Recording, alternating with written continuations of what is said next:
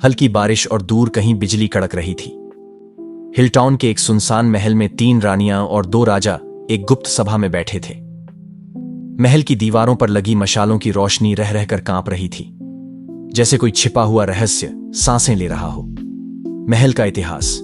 यह महल वर्षों पहले एक शक्तिशाली राजा महाराज आदित्य सिंह का था, जिसने 2 शादियां की थीं, रानी चंद्रप्रभा और रानी सुरेखा।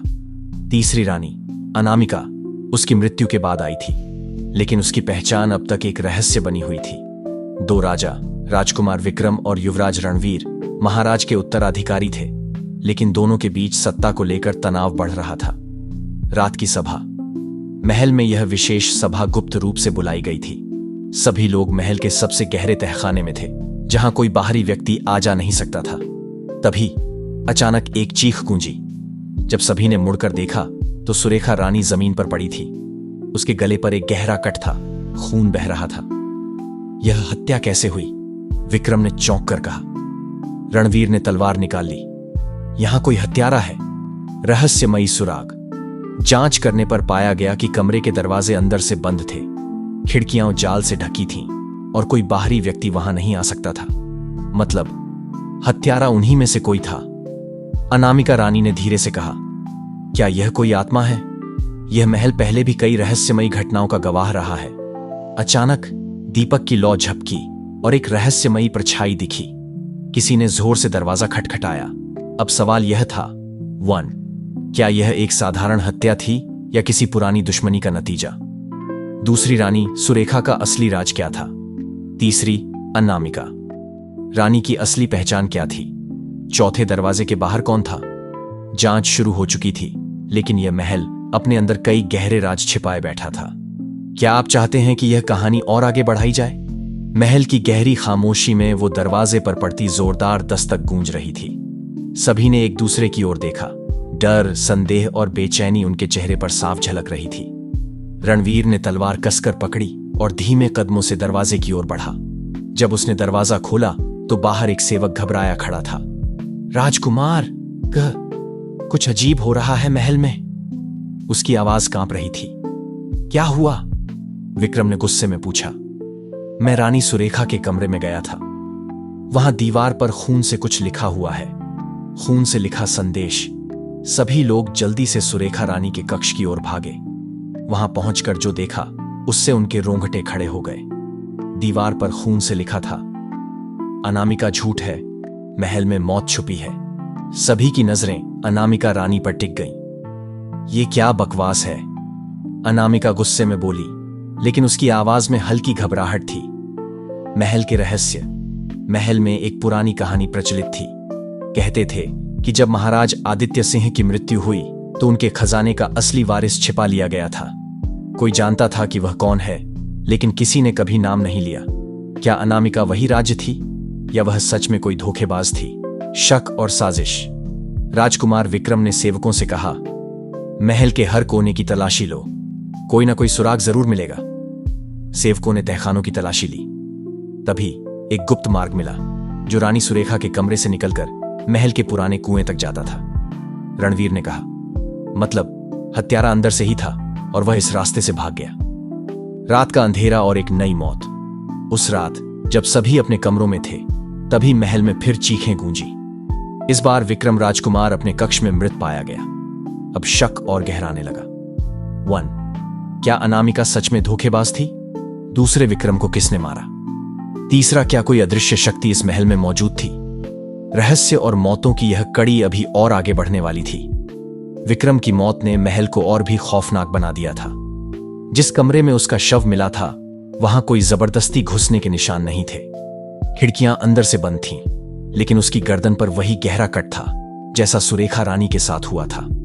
शक और डर। रणवीर अब पूरी तरह सतर्क हो गया था। उसने सेवकों को बुलाकर महल के हर कोने की तलाशी लेने का आदेश दिया।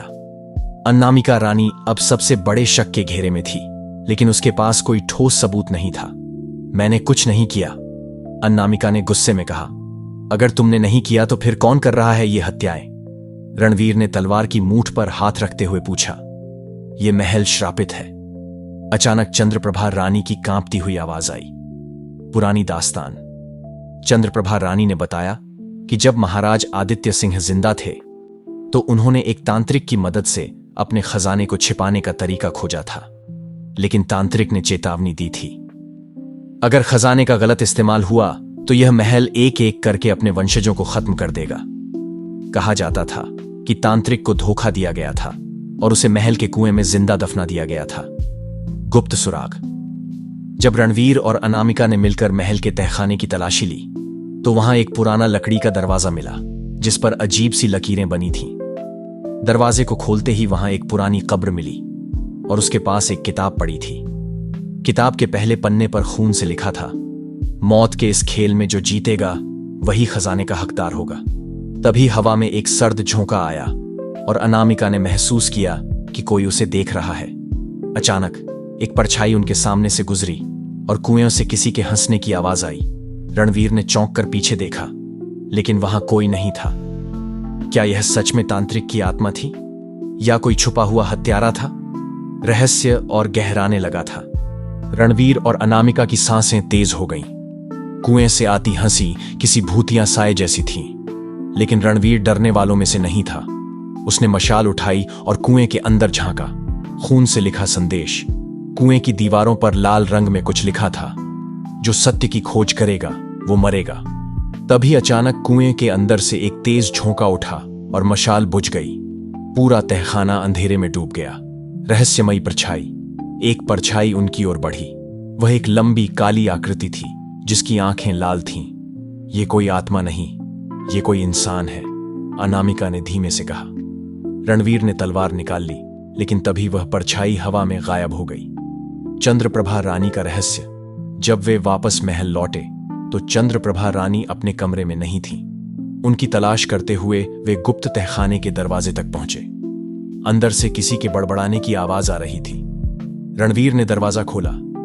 चंद्रप्रभा रानी वहां जमीन पर बैठी थीं। उनके सामने एक पुराना संदूक खुला पड़ा था। संदूक के अंदर सोने के सिक्के, एक पुराना खंजर और एक पत्र रखा था। रणवीर ने पत्र उठाया। पत्र में लिखा था, जिसने राजा आदित्य सिंह को मारा वही इस खजाने का असली मालिक है। अनामिका ने चौंक कर पूछा, मतलब राजा की हत्या हुई थी? चंद्रप्रभा रानी कांपती आवाज में बोली, हां, और उस हत्यारे को मैंने खुद देखा था। कौन था वो? रणवीर ने तलवार कसकर पकड़ी। चंद्रप्रभा रानी की आंखों में आंसू आ गए। उन्होंने कांपते हाथों से खंजर उठाया और धीमे से कहा, वो हत्यारा यही है। तभी एक खौफनाक चीख गूंजी और महल की सारी मशालें एक साथ बुझ गईं। क्या चंद्रप्रभा रानी खुद अपराधी थीं या महल के अंधेरे में कोई और घात लगाए बैठा था? असली हत्यारा कौन था? क्या आप चाहते हैं कि यह कहानी और आगे बढ़े? महल में घना अंधेरा छा गया। मशालें बुझने के साथ ही वातावरण में एक अजीब सी ठंडक फैल गई थी। रणवीर ने तलवार कसकर पकड़ी और चारों तरफ देखने लगा। अनामिका की सांसें तेज हो गईं। चंद्रप्रभा का खुलासा। अचानक एक तेज बिजली चमकी, जिससे तहखाने के अंधेरे में एक पल के लिए रोशनी हुई। चंद्रप्रभा रानी की आंखों में डर था, लेकिन उनके चेहरे पर एक अजीब सी बेचैनी भी झलक रही थी। उन्होंने कांपते हुए कहा, राजा आदित्य सिंह की हत्या मैंने नहीं की, लेकिन मैं जानती हूं कि हत्यारा कौन था। रणवीर ने कड़क आवाज में पूछा, तो बताइए, वरना अगली मौत यहां किसी और की होगी। चंद्रप्रभा ने गहरी सांस ली और धीरे से बोली, यह महल दो राजाओं के लिए नहीं बना था, एक को मरना ही था। सच्चाई की परतें। अनामिका ने चौंक कर पूछा, क्या मतलब? दो राजा यानी? चंद्रप्रभा ने थरथराते होठों से कहा, रणवीर, तुम इस राजगद्दी के असली वारिस नहीं हो। विक्रम ही असली राजा था। रणवीर का चेहरा सख्त हो गया। यह झूठ है। नहीं, चंद्रप्रभा ने आंसू पोंछते हुए कहा, महाराज आदित्य सिंह ने तुम्हें कभी वारिस नहीं चुना था, लेकिन तुम्हारी मां रानी सुरेखा तुम्हें गद्दी पर देखना चाहती थी। इसलिए उन्होंने ही राजा की हत्या करवा दी। रणवीर की मुट्ठियां भींच गईं। क्या बकवास है? गुप्त दस्तावेज। चंद्रप्रभा ने संदूक से एक पुराना पत्र निकाला। यह राजा आदित्य सिंह की वसीयत है, जिसमें उन्होंने विक्रम को उत्तराधिकारी घोषित किया था, लेकिन यह वसीयत कभी सामने नहीं आने दी गई। रणवीर के दिमाग में एक विस्फोट सा हुआ। अगर यह सच था तो मतलब उसकी मां ही असली अपराधी थी। लेकिन अब वह मर चुकी थी। अनामिका का सच। तभी अनामिका ने एक ठंडी हंसी हंसते हुए कहा, तो असली खेल अब शुरू हुआ है। रणवीर और चंद्रप्रभा ने चौंक कर उसकी तरफ देखा। अनामिका ने धीरे से कहा, अब समय आ गया है कि मैं भी अपना सच बता दूं। उसने संदूक से खंजर उठाया और उसकी धार पर उंगलियां फेरते हुए कहा, मैं महल की तीसरी रानी नहीं, बल्कि आदित्य सिंह की अवैध संतान हूं। रणवीर पीछे हट गया। क्या? हां, और मुझे इस महल से जो चाहिए था वो अब मिल चुका है। चंद्रप्रभा ने डरते हुए पूछा, तुमने विक्रम को मारा? अनामिका ने एक खौफनाक मुस्कान के साथ जवाब दिया, हां, और अब अगला नंबर तुम्हारा है। अंधेरे में छिपा खतरा। रणवीर ने तलवार तान दी, लेकिन तभी तहखाने के दरवाजे जोर से बंद हो गए। एक बार फिर कुएं से अजीब सी हंसी गूंजी और हवा में एक परछाई लहराने लगी। अब सवाल यह था, 1, क्या अनामिका ने सच कहा या यह सिर्फ एक और धोखा था? दूसरे कुएं से आने वाली आवाज का राज क्या था? तीसरा, क्या रणवीर अपनी जान बचा पाएगा?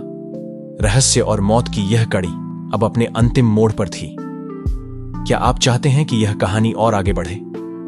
महल के तहखाने में सन्नाटा था, लेकिन रणवीर के दिल में तूफान उठ रहा था। अनामिका का सच उसे अंदर तक हिला चुका था। अगर वह सच में राजा आदित्य सिंह की संतान थी, तो इसका मतलब वह भी राजगद्दी की हकदार थी। अंधेरे में हमला। रणवीर ने तलवार कसकर पकड़ी और कहा, अगर तुम सच कह रही हो तो तुम्हें हत्याएं करने की जरूरत क्यों पड़ी? अनामिका ने ठंडी हंसी हंसते हुए कहा, क्योंकि मुझे मेरा हक चाहिए था और यह महल किसी और का नहीं हो सकता था। चंद्रप्रभा रानी के चेहरे पर डर झलकने लगा। लेकिन तुमने विक्रम को क्यों मारा? अनामिका की आंखें जल उठीं, क्योंकि वह मेरे रास्ते का सबसे बड़ा कांटा था और अब तुम दोनों भी जिंदा नहीं बचोगे। तभी अचानक हवा में एक सनसनाहट हुई और अनामिका ने रणवीर पर खंजर फेंक दिया। रणवीर झुककर बाल बाल बचा, लेकिन तभी पीछे से एक रहस्यमयी परछाई आई और उसने अनामिका की गर्दन पकड़ ली। कुएं से आई मौत। अनामिका चीख उठी। उसकी आंखों में डर झलक रहा था। वह जमीन पर गिर पड़ी और उसके शरीर से खून बहने लगा। चंद्रप्रभा ने डरते हुए रणवीर की ओर देखा। ये क्या था? तभी कुएं से एक गहरी आवाज गूंजी, जिसने इस खून को बहाया